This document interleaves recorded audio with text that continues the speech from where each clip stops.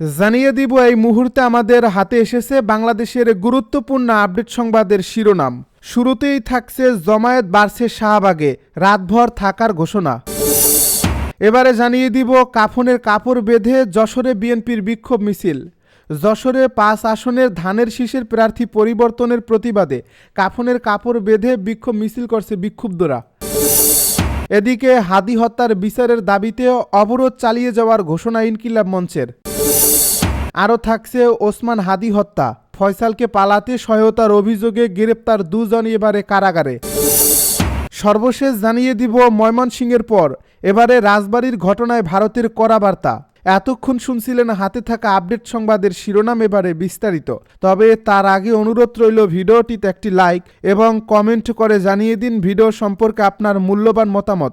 আরও জানিয়ে দিন ভিডিওটি কোথা থেকে দেখছেন বা কোন জেলা থেকে দেখছেন। জমায়েত বাড়ছে শাহবাগে, রাতভর থাকার ঘোষণা। ইনকিলাব মঞ্চের মুখপাত্র শহীদ শরীফ ওসমান হাদী হত্যার বিচারের দাবিতে দুপুরের পর থেকে রাজধানীর শাহবাগ মোড় অবরোধ করেছে ইনকিলাব মঞ্চ। আজ রাতে শাহবাগেই অবস্থান করার ঘোষণা দিয়েছে তারা। শুক্রবার জুমার নামাজের পর ইনকিলাব মঞ্চের নেতাকর্মী সহ সাধারণ শিক্ষার্থী ও জনতা ঢাকা বিশ্ববিদ্যালয়ের কেন্দ্রীয় মসজিদ থেকে বিক্ষোভ মিছিল নিয়ে শাহবাগ মোড়ে এসে অবস্থান নেয়। এ সময় তারা শাহবাগে যান চলাচল বন্ধ করে দেয়। সন্ধ্যার পর সরেজমিনে গিয়ে দেখা গেছে বিক্ষোভকারীরা আন্দোলন চালিয়ে যাচ্ছেন। অবরোধের ফলে শাহবাগ মোড় দিয়ে যানবাহন চলাচল বন্ধ রয়েছে। ইনকিলাব মঞ্চ ও ঢাকা বিশ্ববিদ্যালয়ের কেন্দ্রীয় ছাত্র সংসদের নেতৃবৃন্দের আহ্বানে সন্ধ্যার পর থেকে ছাত্র জনতার জমায়েত আরও বাড়তে থাকে শাহবাগে। ইনকিলাব মঞ্চের সদস্য সচিব আবদুল্লাহ আল জাবের সন্ধ্যায় অবরোধ কর্মসূচিতে বলেন, খুনিদের গ্রেপ্তার করতে আমরা ২৫ ডিসেম্বর পর্যন্ত সরকারকে সময় দিয়েছিলাম। সরকার ব্যর্থ হয়েছে, এখন লাগাতার আন্দোলন চলবে। সরকার ওসমান হাদীর নিরাপত্তার ব্যবস্থা করতে পারে নাই। এখন খুনিদের গ্রেপ্তার না করা পর্যন্ত সরকার পদত্যাগও করতে পারবে না। পদত্যাগ কোনো সমাধান নয়, খুনিদের গ্রেপ্তারই একমাত্র সমাধান। কাফনের কাপড় বেঁধে যশোরে বিএনপির বিক্ষোভ মিছিল। যশোর ৫ আসনে ধানের শীষের প্রার্থী পরিবর্তনের প্রতিবাদে কাফনের কাপড় বেঁধে বিক্ষোভ মিছিল করছে বিক্ষুব্ধরা। শুক্রবার বিকেলে মনিরামপুর বিএনপির একাংশের নেতাকর্মীরা এ বিক্ষোভ মিছিল করেছে। মিছিলে মাথায় কাফনের কাপড় বেঁধে অংশ নিতে দেখা যায় নেতাকর্মীদের। মিছিলটি পৌর শহরের প্রধান সড়ক প্রদক্ষিণ করে দলীয় কার্যালয়ে গিয়ে শেষ হয়। মিছিল শেষে সমাবেশে বক্তব্য দেন পৌর বিএনপির সভাপতি খায়রুল ইসলাম, সাধারণ সম্পাদক আবদুল্লাহ হাই, উপজেলা সিনিয়র সহ সভাপতি মফিজুর রহমান, অ্যাডভোকেট মকবুল ইসলাম, পৌর সিনিয়র সহ সভাপতি সন্তোষর, উপজেলা বিএনপি সাংগঠনিক সম্পাদক খান শফিয়ার রহমান। হাদী হত্যার বিচারের দাবিতে অবরোধ চালিয়ে যাওয়ার ঘোষণা ইনকিলাব মঞ্চের। ইনকিলাব মঞ্চের মুখপাত্র শহীদ শরীফ ওসমান হাদী হত্যার বিচারের দাবিতে রাজধানীর শাহবাগ মোড় অবরোধ করছে তার সংগঠন। শুক্রবার দুপুর ২টার পর থেকে সেখানে অবস্থান নেন ছাত্র জনতা। রাত ৯টায় এই রিপোর্ট লেখা পর্যন্ত তারা শাহবাগ অবরোধ করে রেখেছেন এবং এই অবরোধ তারা চালিয়ে যাওয়ার ঘোষণা দিয়েছেন। পরিস্থিতি খারাপ করা হলে প্রধান উপদেষ্টার বাসভবন যমুনা ঘেরাও করতে বাধ্য হবেন বলেও হুঁশিয়ারি দিয়েছেন অবরোধকারীরা। এর আগে শুক্রবার বিকেলে ইনকিলাব মঞ্চ ফেসবুকে দেওয়া এক স্ট্যাটাসে বাংলাদেশের জনগণকে ওসমান হাদী হত্যার বিচারের দাবিতে শাহবাগে এসে অবস্থান করার আহ্বান জানান। সন্ধ্যা ৬:৩০টার পর সরেজমিনে গিয়ে দেখা গেছে বিক্ষোভকারীরা আন্দোলন চালিয়ে যাচ্ছেন। অবরোধের ফলে শাহবাগ মোড় দিয়ে যানবাহন চলাচল বন্ধ রয়েছে। কর্মসূচিতে সংগঠনের সদস্য সচিব আবদুল্লাহ আল জাবের বলেন, যতক্ষণ পর্যন্ত শহীদ হাদী হত্যার পেছনে যারা জড়িত, এরা যারা পরিকল্পনাকারী, হত্যাকারী, তাদের সবাইকে গ্রেপ্তার না করা পর্যন্ত আমরা রাজপথ ছাড়ছি না। আমাদের আর ঘরে ফিরে যাওয়ার কোনো সুযোগ নেই। আজকে শাহবাগ অবরোধ করেছি, আগামীকালও আমরা করব। সারা বাংলাদেশ থেকে জনতা আসছে।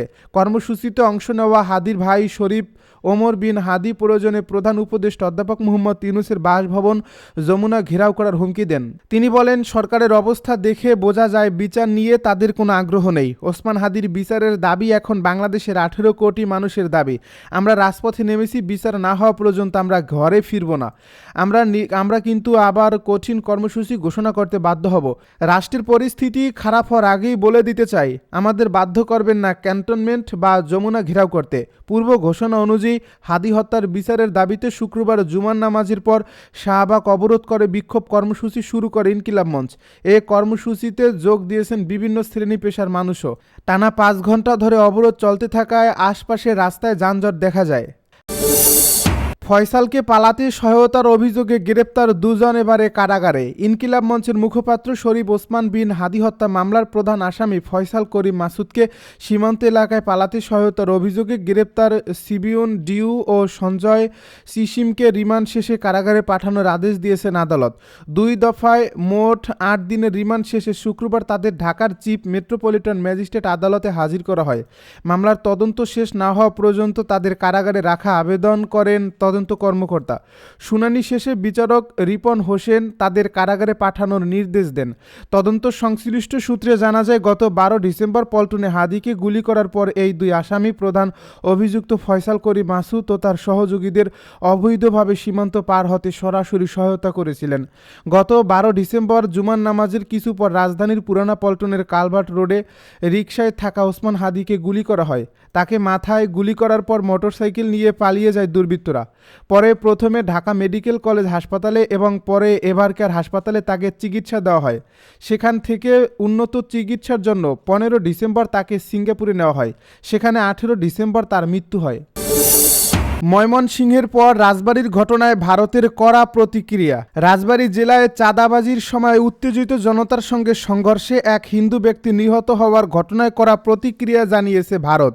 এই ঘটনাটিকে উদ্বেগজনক আখ্যা দিয়ে নয়াদিল্লি সতর্ক করে বলেছে, এ ধরনের সহিংসতা কোনোভাবেই উপেক্ষা করা যায় না। শুক্রবার নয়াদিল্লিতে এক সংবাদ সম্মেলনে ভারতের পররাষ্ট্র মন্ত্রণালয়ের মুখপাত্র রণধীর জয়সওয়াল এ মন্তব্য করেন। তিনি বলেন, সীমান্তের ওপারের সাম্প্রতিক ঘটনা প্রবাহকে গুরুত্বের সঙ্গে বিবেচনায় নিয়েছে ভারত। পররাষ্ট্র মন্ত্রণালয়ের পক্ষ থেকে জানানো হয়েছে, এসব হামলার ঘটনাকে হালকাভাবে নেওয়ার কোনো সুযোগ নেই। ঘটনার নিন্দা জানিয়ে ভারত আশা প্রকাশ করছে দায়ীদের শনাক্ত করে বাংলাদেশ কর্তৃপক্ষ তাদের শাস্তির আওতায় আনবে। রণধীর জয়সওয়াল বলেন, বাংলাদেশের সাম্প্রতিক ঘটনা প্রবাহ সম্পর্কে আমরা সবাই অবগত। আমরা এসব ঘটনা নিবিড়ভাবে পর্যবেক্ষণ করছি এবং আইনশৃঙ্খলা পরিস্থিতি নিয়ে আমাদের অবস্থান কী ছিল কিংবা কী হওয়া উচিত এবং বর্তমানে কী সে বিষয়ে আমি আপনাদের সময় জানিয়ে আসছি। বাংলাদেশে হিন্দু, খ্রিস্টান ও বৌদ্ধসহ সংখ্যালঘুদের বিরুদ্ধে বৈরী আচরণ অত্যন্ত উদ্বেগজনক। তিনি আরও বলেন, আমরা ময়মনসিংহের সাম্প্রতিক এক হিন্দু যুবককে নির্মমভাবে হত্যার ঘটনার নিন্দা জানাই এবং প্রত্যাশা করি অপরাধের সঙ্গে জড়িতদের বিচারের আওতায় আনা হবে। স্বতন্ত্র সূত্র অনুযায়ী অন্তর্বর্তী সরকারের মেয়াদকালে সংখ্যালঘুদের বিরুদ্ধে হত্যাকাণ্ড, অগ্নিসংযোগ ও ভূমি দখলসহ 2900টিরও বেশি সহিংসতার ঘটনা নথিভুক্ত হয়েছে। এসব ঘটনাকে কেবল গণমাধ্যমের বাড়াবাড়ি বলে উড়িয়ে দেওয়া কিংবা রাজনৈতিক সহিংসতা হিসেবে বাতিল করা যায় না।